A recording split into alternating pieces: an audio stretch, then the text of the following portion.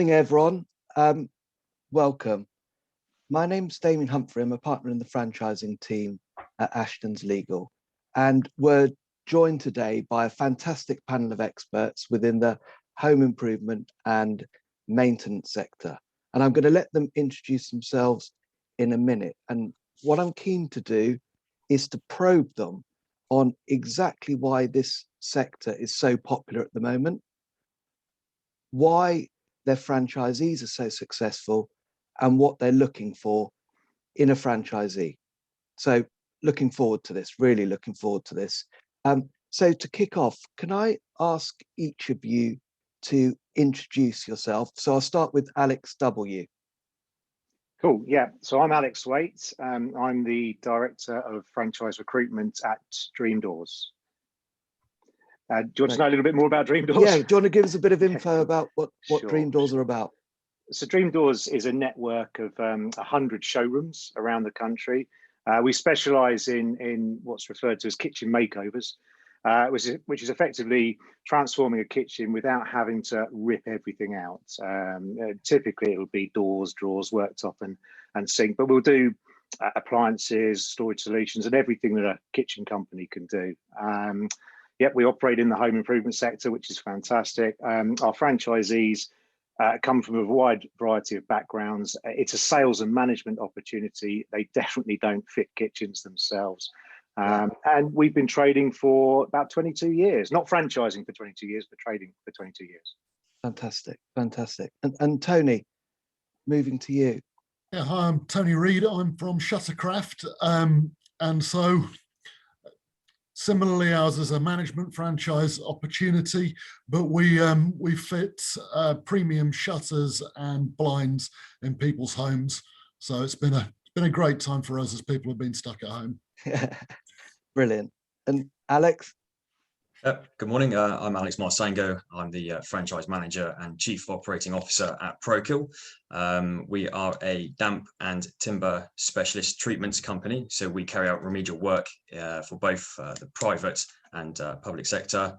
Our franchising journey sort of started about 4 or 5 years ago, but the company has been established for over 50 years.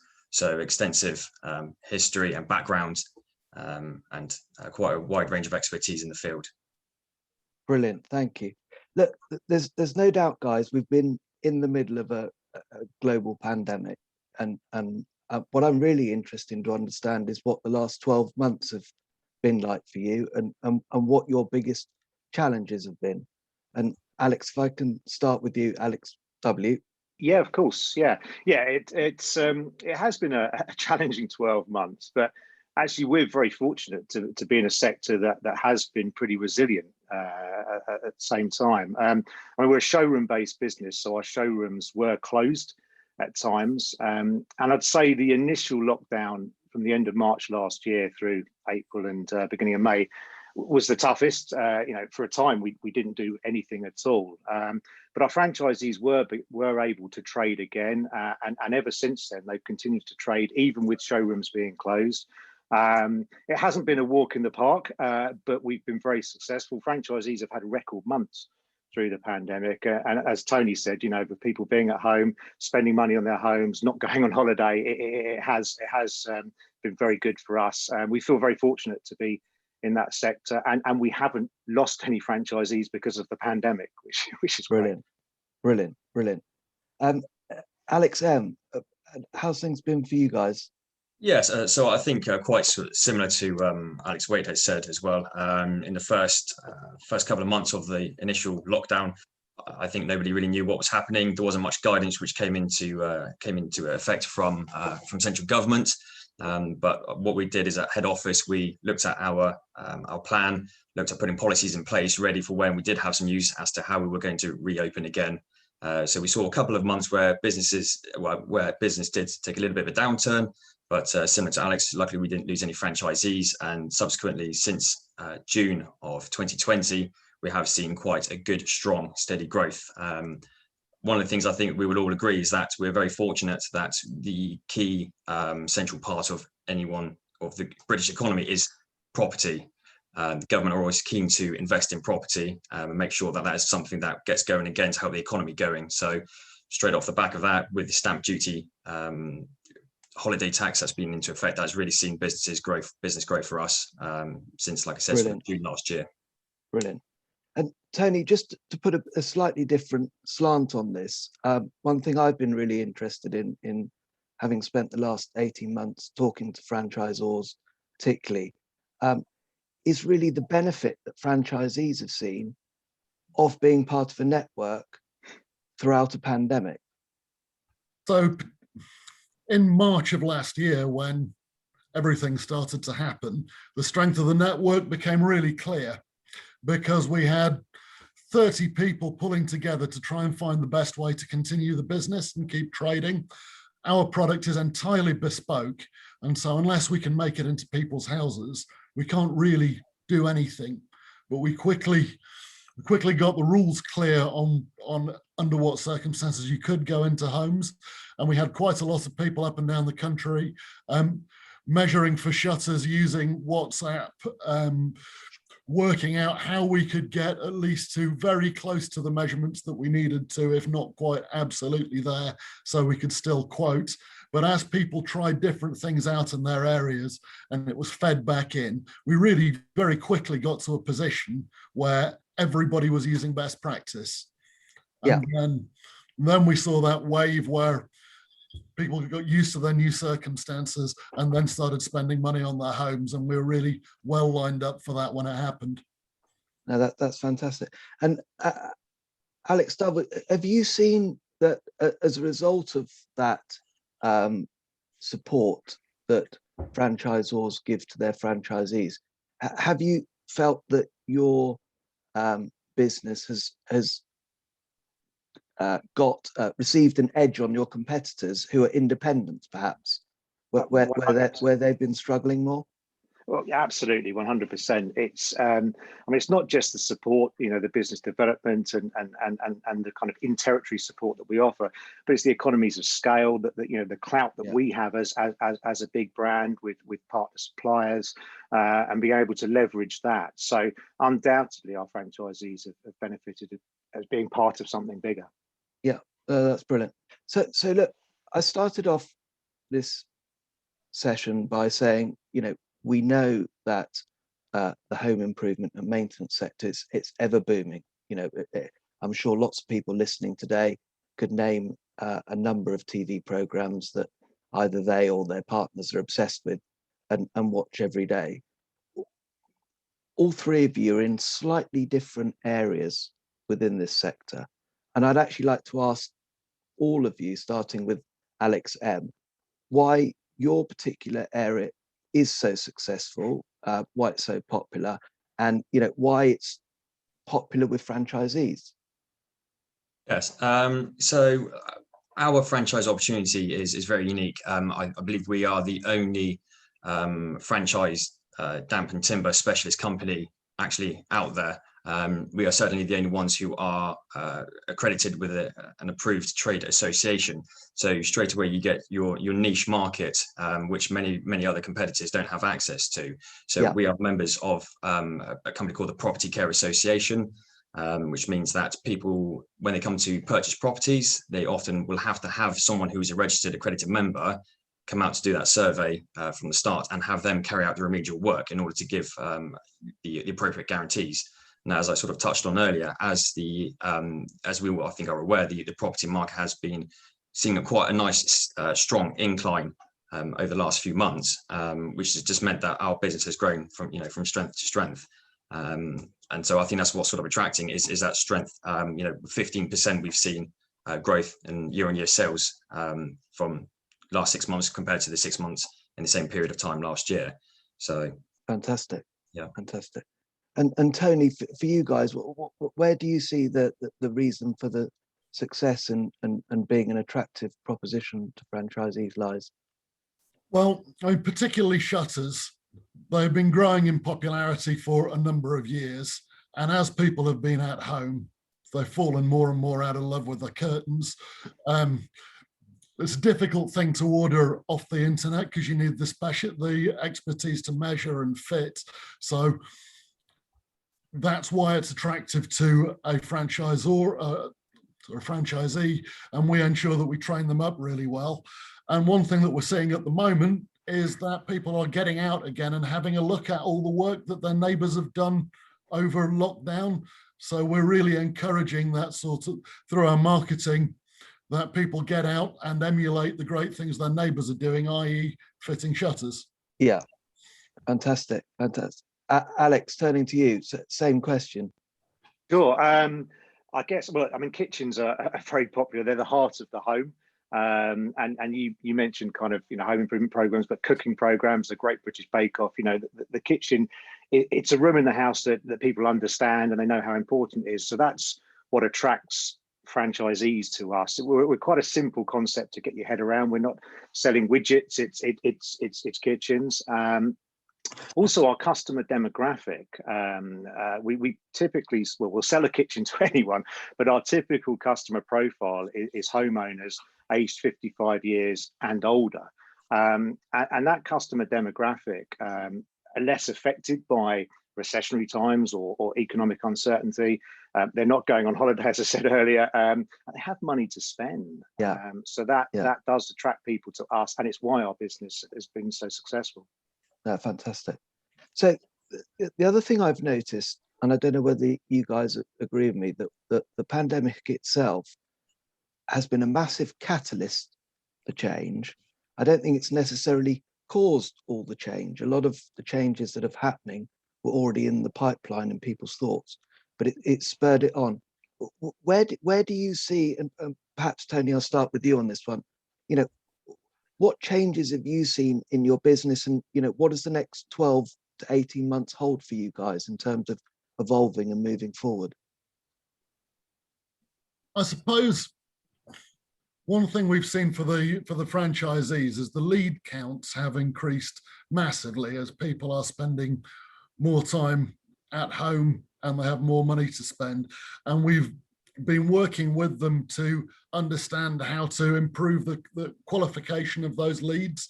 We've also understood much better where the quality leads are coming from. Yeah. One of the interesting aspects is from a head office level, where we've learned about how people work from home versus how they work in the office. Yeah. And we've improved communication through that. And I think our franchisees will have seen better head office communications as a result. Yeah, that's one thing I've noticed. I think it's the ability for the franchisor to engage with franchisees improved immeasurably, rather than going on the road and spending a week going to see certain franchisees and spending longer. It's been much easier for franchisors to provide that ongoing advice and support, and picking in and actually having the opportunity face to face, albeit remotely, to spend shorter periods but more consistent periods of times. Alex, for you guys, what's the next 12 to 18 months hold? Well, I think, again, going off the back of our success and how things have gone, we're definitely looking at expanding. Where Prokil operate at the moment is predominantly across the south of England and in south of Wales. We obviously have lots of opportunities in the Midlands, up north, and Scotland as well. So we're really sort of looking at pushing those territories, trying to get franchisees on board. There's our last couple of franchisees who did come with us have seen such rapid growth that, like you said, as we do these virtual online chats, they're almost complaining that they're too busy. Yeah. It's a wonderful problem to have, but it just goes to show the strength of the demand for our products and our services, really. Brilliant, thank you. Alex Double, have you got anything exciting in the pipeline for the next year or so? That's a great question. Have we?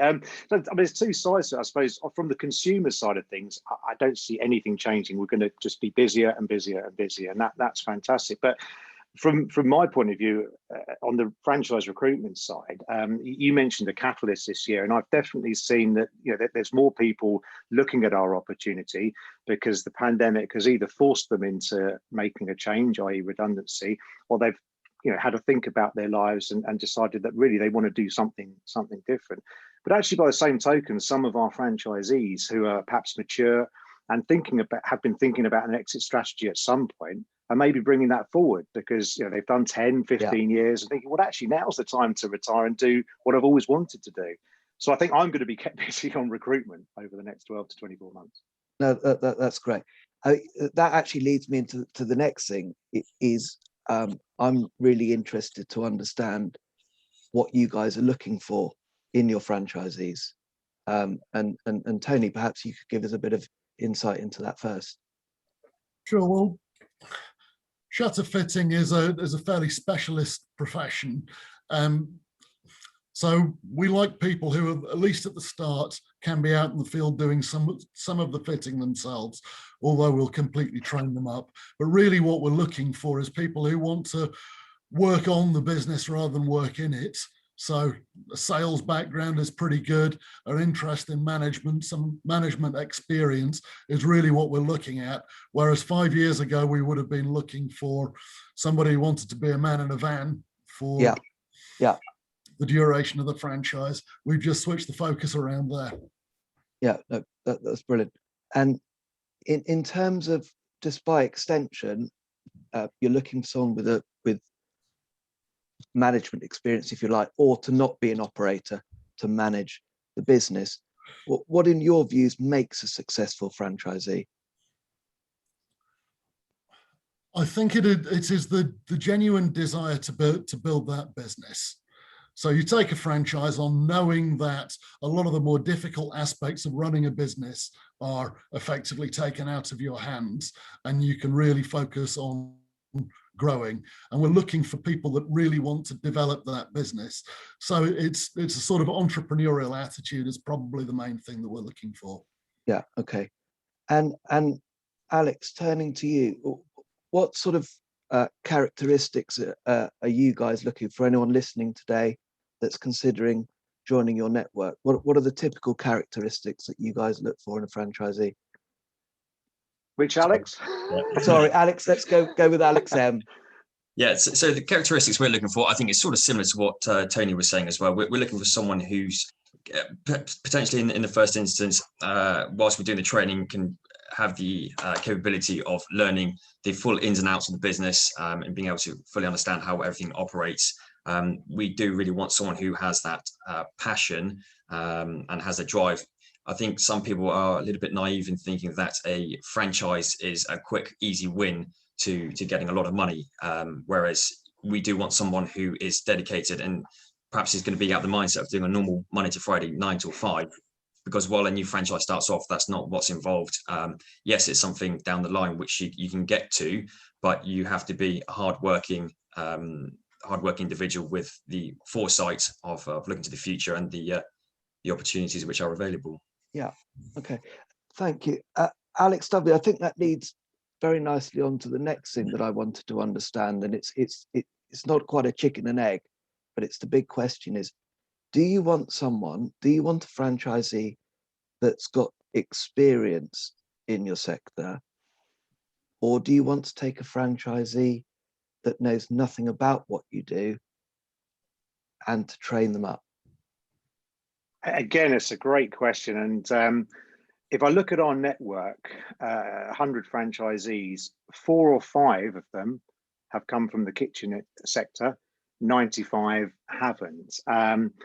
So we don't look for people with kitchen industry experience. That's not to say the 5 that we have aren't great, they are, but actually coming with some industry knowledge can be problematic, because while they did things a certain way with a previous company, that might not be the way that we do things. So kind of come in with an open idea, almost a blank canvas, I suppose, really. So we wouldn't turn people down from the kitchen sector, but as I say, that there would be caveats to kind of bringing them into the network.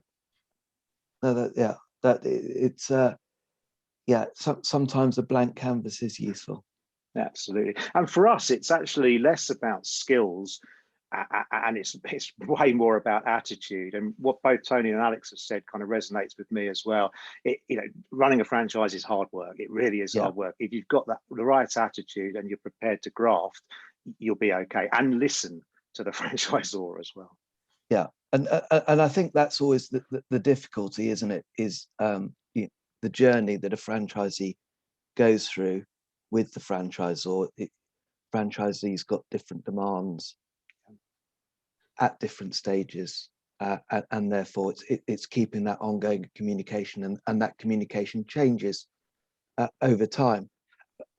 There's a number of people here today that probably don't know a huge amount about franchising, and I think it would be useful, and perhaps Tony, if I could start with you, for you to just explain what your recruitment process is like, so that they can get a flavour of, if they're talking to a brand today, what that journey from speaking to a franchisor to becoming a franchisee might look like. Sure. Well, the first thing that we do is quite a lengthy discovery call. Yeah. We talk through the aspirations of the potential franchisee, and it's a long qualification piece in both directions, really. So we want to give them the full set of information on what it is like to be one of our franchisees, and get a real feel for who they are and what their aspirations are. So that would be with a franchise administrator. Then there are a couple more stages with Lisa, who runs our franchising opportunity. And then we would get to the stage where we bring them into head office, have more in-depth talk. They can see the training process. And then if everybody is happy with everybody else, there's a full program that we go through, so that 2 or 3 months out, we're really getting everything into place, so that by your start date, the website is ready to roll, all the social media platforms are ready to roll, your limited companies in place, your virtual office is right, your Google My Business is all set up. So it's a really strict, careful process that we've learnt over many years and is now firing very well indeed. Yeah. That's and just as an additional question, presumably you receive many more inquiries than ultimately convert to that. And is there anything within that you would say from those inquiries that you receive, a typical trait, a typical reason that you would discard them from the outset? There are a lot of people that get in touch that have that sort of view of limited ambition and think that this is an easy way of running your own business. A lot of the hurdles are removed for you, but you need to really want to run a business and not just build it up to a level where you can get a decent income and sit back. That's not who we're looking for. So that tends to be the reason that it doesn't work out. Yeah. And the other thing recently has been, there are a lot of people who are expecting to be made redundant at some stage, and that will be the money that goes into setting the franchise up for them. So there have been a lot of people sort of hanging around waiting to start a franchise who might never get there because it turns out their employer has come through COVID better than they were expecting. Yeah, thank you, Tony. And Alex, if I could turn to you, is there anything in your recruitment process that differs greatly from what Tony says? And have you got any advice to franchisees that are making inquiries with the franchisor about how to put themselves at the top of the pile, if you like, to impress the franchisor initially? In terms of the process, I think our process is probably quite similar to Tony's. Yes, we also have the initial sort of telephone consultation. Yeah. About them, but we really want them to have the opportunity to find out about us, because, like Tony said, it is a two-way stream that has to work suitably. In terms of any potential franchisees, I think if they want to get themselves to be at the top of the pile, they just need to look at their own situation and think to themselves, are they in a position where they are going to be able to commit to something that isn't going to ultimately get them, make them a millionaire overnight, sort of thing, and put that hard work in. Have they got that commitment? Have they got their family's backing, for example? Have they spoken to other people? Main thing is research. Look into your industry, see what else is out there, and see if this is ultimately the right opportunity for you.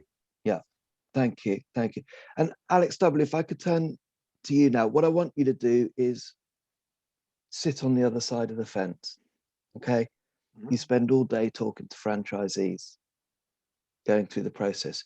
If you were a franchisee and you were looking around the exhibition today, can you just give me what sort of due diligence would you carry out, picking up on Alex's last comment there?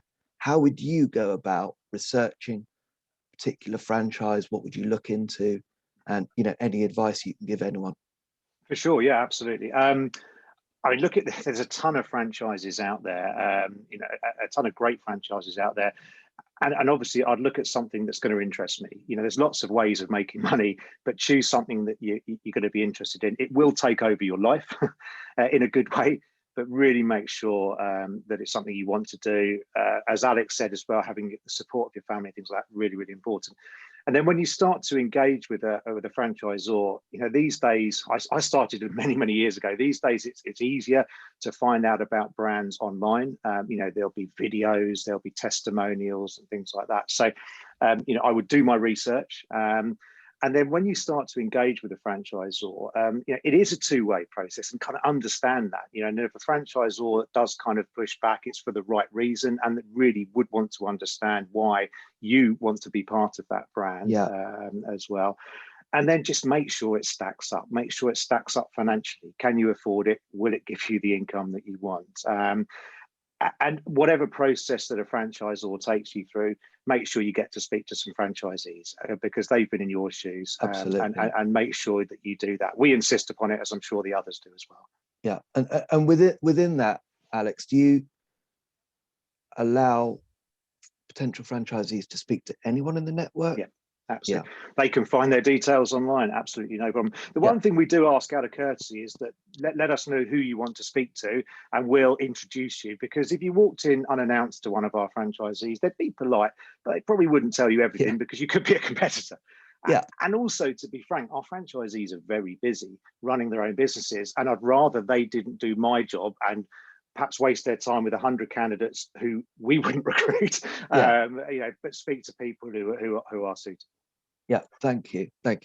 And Tony, from your side of the point, I'm going to ask you the same question because I think this is a really important one for everyone out there. If you were going to be buying a franchise, what level of due diligence would you do? What would you see as the key aspects? Well, the understanding how well established and backed sort of a franchise is pretty key. I'll agree with Alex that it's also got to be a business that you really want to work in and a brand that you personally identify with. Yeah. If you don't buy into what they're doing, why they're doing it, no amount of potential earnings is going to drive you to make that business really successful.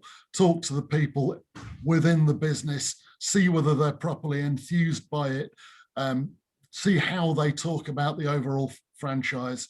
So beyond the usual financial due diligence you would do, really getting in there and not just talking to other franchisees, but the people at head office. How driven are they? How interested are they?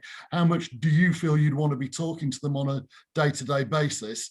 Because where franchisors and franchisees work well together is when there's a really good communication flow between the two.